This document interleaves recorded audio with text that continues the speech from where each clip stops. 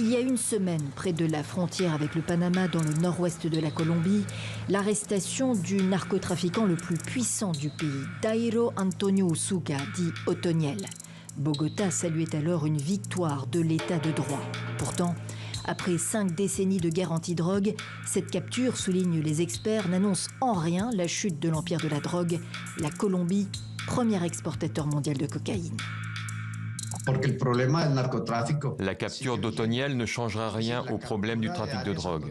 Pas plus que la mort de Pablo Escobar y avait mis fin.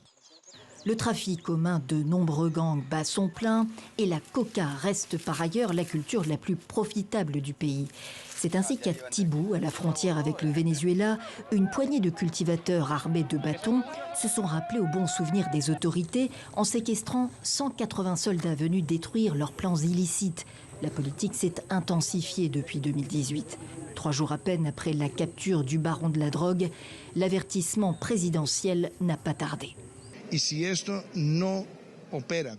Sans libération rapide, ce sera traité comme un enlèvement par les autorités militaires, policières et judiciaires.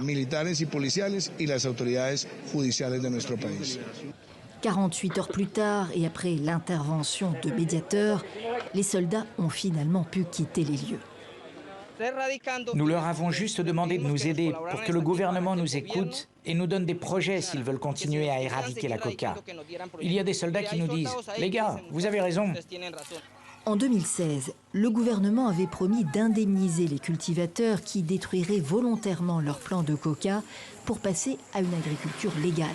Mais à Tibú, en pleine région de la culture de la coca, ce que l'on retient surtout, c'est qu'un hectare peut produire jusqu'à 5 kilos de feuilles, soit 10 kilos de pâte de coca, l'ingrédient de base de la cocaïne, et qu'un cueilleur peut gagner jusqu'à 37 $ par jour, soit plus de 4 fois et demi le salaire minimum en Colombie. Manioc, maïs, café et canne à sucre sont bien moins rentables.